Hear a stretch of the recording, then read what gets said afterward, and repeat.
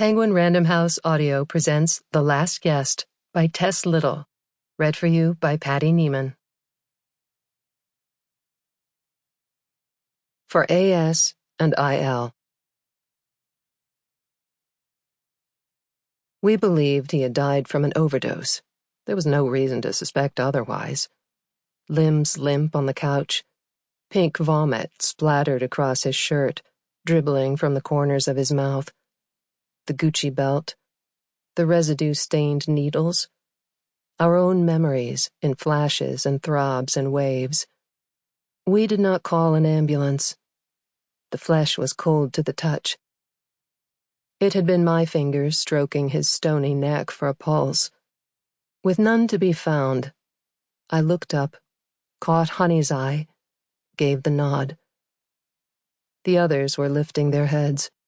I would have to tell them, I realized, as Honey crept over their stretching arms, slipped the cell phone from his back pocket, and disappeared around the corner. I shut my eyes, let the morning light glow through, as it had for a few moments upon waking. There were yawns and groans, and then a gasp. I steeled for the chaos. Act 1. "Elspeth," he said. His eyes were tired, but his teeth were whiter than before. He held open the door to the house. "Richard," I replied. "Happy birthday." We leaned toward each other for a kiss of each cheek. His stubble pricked. One hand on my inner elbow pulled me close, his other still on the door. He pushed back to regard me once more. I told myself not to tuck the hair behind my ear again, not to smooth my skirt or run my finger beneath the gold band on my wrist. Tried to calm the cells of my body. Let him look at me. Let him see what I had become. "And what a fabulous present you are," he grinned. "I'm so glad you came." Laughter echoed from the belly of the house. "Here," Richard said, twitching to action with a wave down the hall. "Come in. I can't wait to introduce you to everyone." Entering the house, I found I had been deceived. From the driveway, the facade loomed large, two colossal cubes atop a thin rectangle, all in a smooth, pale concrete.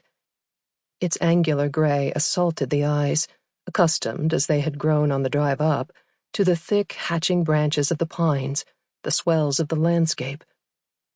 This was not the home we had once shared, sold immediately to pay the settlement. This was a fortress. As I had stood in its shadow, tugging my skirt before ringing the doorbell, I tried to imagine the harsh surfaces, the darkness within. Instead, I followed Richard into brightness. "Welcome," he said, "to Sedgwick." He watched for my reaction to the name, but he would find no trace of surprise. I had seen the sign driving in, and I refused to acknowledge it.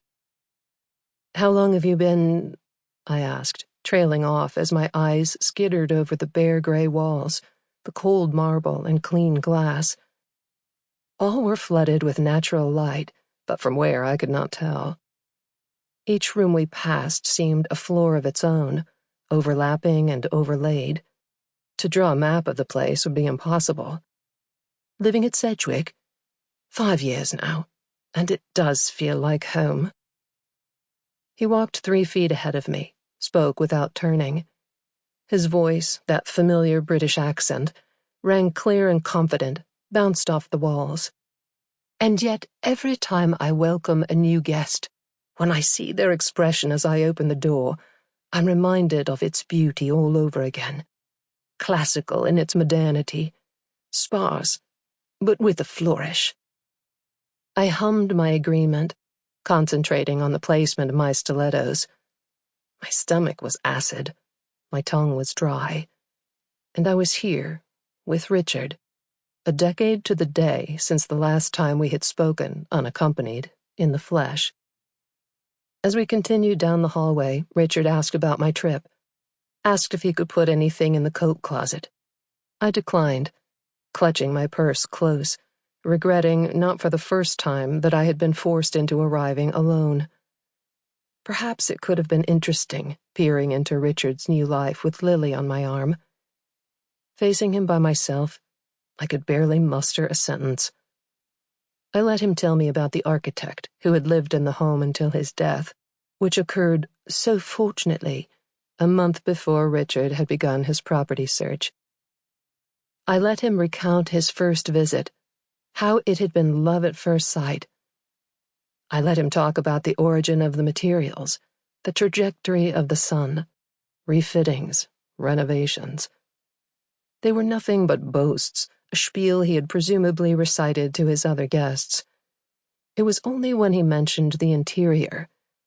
The vision isn't mine, of course. I'm not the aesthetic genius, that I bristled, knowing who that true visionary was. The voices grew louder, my heart beat faster, as we passed into a darkening area illuminated cool by a wall of water. It was exquisitely blue, perfectly clear. How unique, I said to Richard, who turned to me, shadows tracing the contours of his blue face, and smiled. I noticed his lingering scent, still eau sauvage, of course. Of course. Some kind of contemporary sculpture? Richard laughed. I waited, uncertain and unsmiling, for him to finish. Yes, I can see it. A slice of the sea, a light installation, he said, and laughed again, one staccato ha. What a marvelous notion. But no, it's not artwork. I had to find somewhere to show off Persephone, and this was the only suitable space. Persephone? The wall was empty. I would have thought the water motionless were it not for dancing rays of light. You'll meet her soon enough, he answered, continuing along the passage. And then we emerged to sunlight and sound. Richard threw out his arms and announced, "The atrium." It was magnificent. If the facade of the house had concealed a secret, then this was its dazzling conclusion. The hallway opened onto a vast vaulted room, which I realized as we entered was only a mezzanine, overlooking another floor below. But these shifting perspectives were not the showstopper. For where a wall should have faced us, at the far end of this concrete cathedral, there towered instead a window stretching all the way across and up. There it was, the iconic sloping vista I had avoided until now. There in the pit of my throat, the sudden drop, the return of those hills. Richard called my name. I pried my fingers, knuckles white, from the balcony wall, and turned to catch him disappear down a spiral staircase. However unexpected this architectural drama, none of it surprised me. Instead, I was surprised by the lack of faces that now tilted upward to register my arrival, examine my appearance. 7 faces. 2 known, the rest perhaps familiar, from the pages of a magazine, pixels, or parties, I could not say. Lily was not among them. Lily had not arrived. My hands trembled. My nerves thrummed at this terrible realization. I neatened my skirt, my hair, my bracelet. I followed Richard down. Picking my way, I told myself to calm. I had spotted Jerry and Tomo, 2 old friends. They would look after me until Lily arrived, which had to be soon. Everything would be fine. The group of guests, sitting on couches at the center of the cavernous room, was surrounded by twice as many champagne bearers. I was simply early. Lily would arrive, the house would fill with people, and everything would be fine. My heels clanged the metal steps. I winced with each ringing note. 3 staff, solemn in head-to-toe black, awaited me at the bottom of the stairs, one with a tray of full flutes, one with a dish towel and frosty bottle, one to ask, "Champagne?" and hand me the stem. Richard lifted a glass from the tray for himself. "You're drinking these days?" I asked, and took a mouthful. The fizz stung.